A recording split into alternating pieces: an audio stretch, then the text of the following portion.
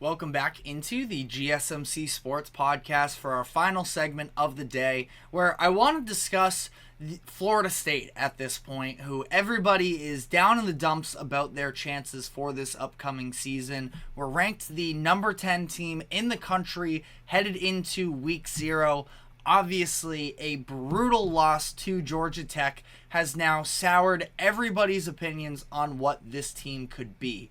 And I think that is slightly irresponsible, just in terms of the idea that if your argument is this loss is going to be one that Florida State can't recover from a resume perspective, because I don't know how heavily the committee is going to hold a loss in a foreign country in Ireland in week 0 against Florida State, and if they have the same number of wins as another one of these teams for an at-large bid. I think it's far more about the actual quality of the team itself. And if that is your argument, then I can hear you out on it. So on that note, some of the specific notes that you could definitely point to based off of their Georgia Tech loss as concerns for the remainder of the season that could get in the way of them winning the games that they should from here on out.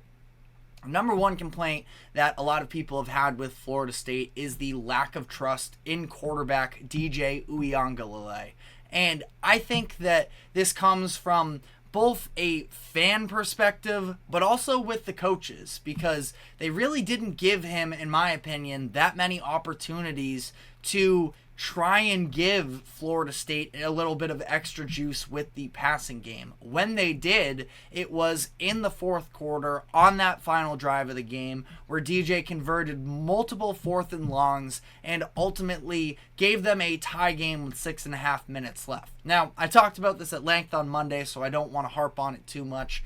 Within that same game, there were negatives as well that were coming from DJ on the drive, where he would sort of set himself back due to some poor plays and ultimately was able to make up for it. Now, you just prefer that it's clean off the rip, but I do think that he was still able to come up for them in big moments. The first one I thought was really impressive as well, where he was sliding up and to the left and was able to go downfield. And I thought that was a really good sign just overall of DJ. I know he had the throw short on his first real deep attempt to Ja'Kai Douglas over the middle on the deep crosser. That was bad. It was definitely bad, and that's where, when you talk about the development of DJ over the course of the years, those are the plays that we really would have wanted him to be making by this point, considering what the expectations were from him as one of the top high school quarterbacks coming into college football as a 5-star. But that's obviously no longer the case. I'm not putting too much stock in the idea of whether or not he can be an NFL level quarterback. All I want from him right now is to be able to produce on a weekly basis of being good enough and occasionally being able to make the big plays at this point in his I believe it's his 5th season, of being able to make plays when it matters to help push your team over the edge. And it wasn't perfect by any stretch in this game. I do kind of think that last drive showed that he's capable of it. Now, he didn't end up getting to be able to touch the ball after that, so obviously, only so much you can say to that. Great, he led a game-tying drive in the fourth quarter. I understand that doesn't really hit the same way. But that being said, talk about the lack of faith in him, and with the coaches, that's sort of a bigger problem of the conservative play calling was a red flag to me. Now, everything was pretty much underneath. I think that they can have a good running game this upcoming season. They have a couple very talented running backs in the transfer Roydell Williams from Alabama and Lawrence Toafili. Both of them can be positive impact players. They have Davis as well, the freshman, who I'm definitely intrigued in as well.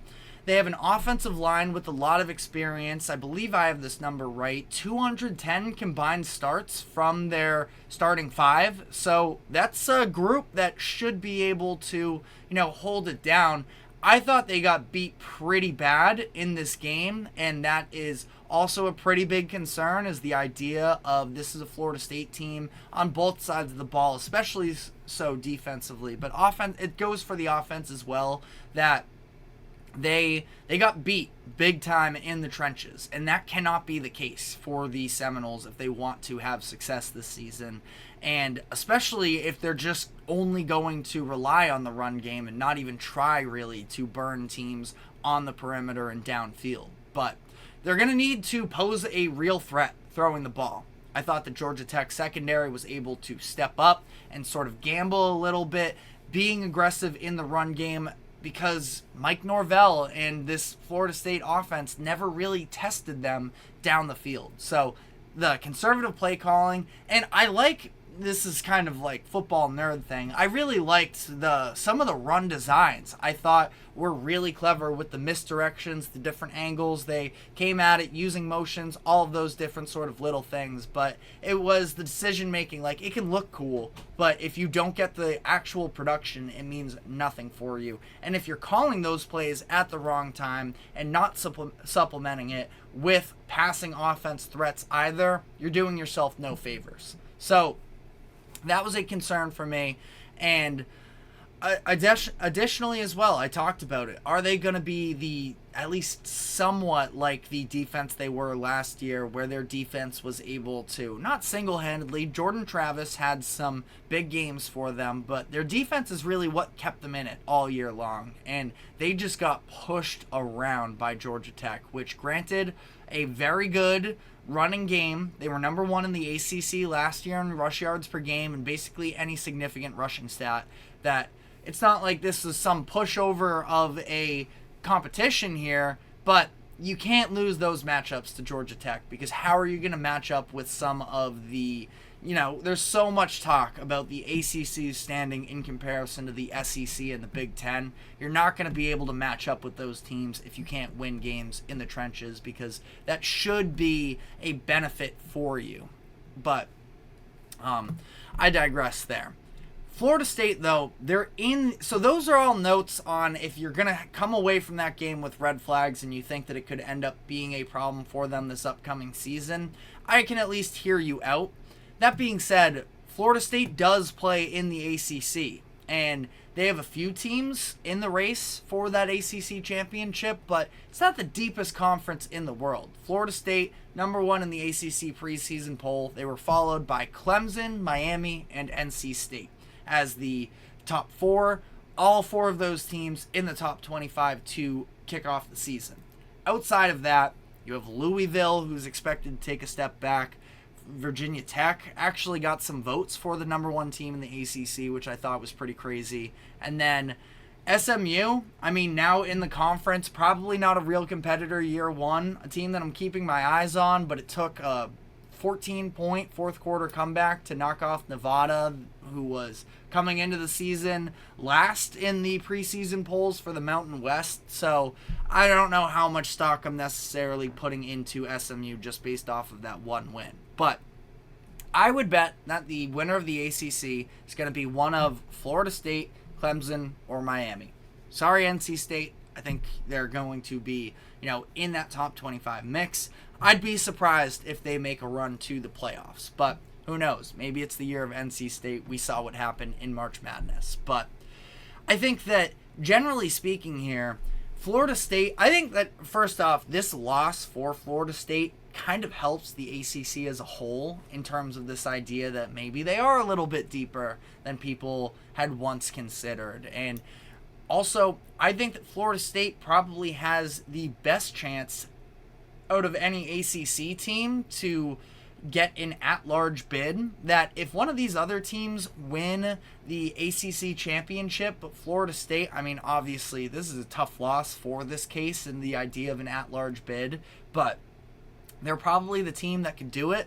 Now, that being said, I think that they really put themselves behind the sticks with this loss, and it could very well require an ACC championship to be able to come out of this, but I mean, who knows? Someone's got to come out of the ACC. Going to be really interesting. Obviously, this weekend, a massive matchup between Clemson and Georgia that at least Florida State can maybe have a little bit of breathing room if Clemson does lose to Georgia, which will probably be the case. But you never know, because Georgia's without their top two running backs for this first game.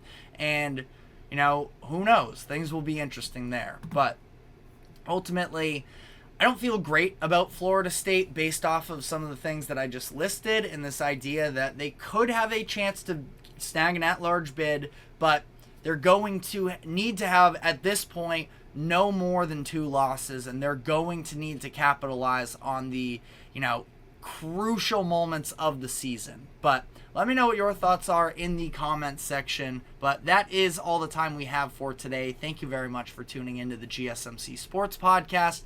Thank you to the GSMC Sports Network for allowing us to host this show. Remember to like, follow, subscribe. Be sure to check us out on social media as well for more exclusive short content. And we will be back tomorrow afternoon, same time as always, at 2 o'clock p.m. Eastern. Take care.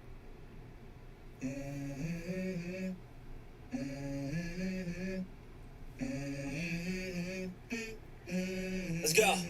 I wake up to a little bit of drool on my pillow, feel like it's gonna be a bad day. Yeah, I'm tired of shit, and the coffee ain't hit yet. Damn, ain't that great. I don't wanna go.